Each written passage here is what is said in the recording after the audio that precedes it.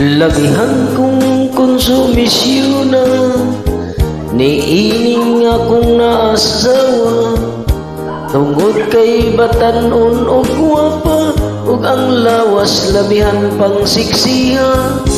Bisag kami kinasal na, giulitawhan gihapon siya, gibuisit gyud ako ning kinabuhian. Siya usa ka hostis, ako sab usa ka jablis. Busari ko siya kapugngan, mutrabaho sa nightclub ug diskuhan. Wala tong ko'y mahimo, ako na lang siyang gitugutan. Ako nahimong pobre, tsapiron lamang.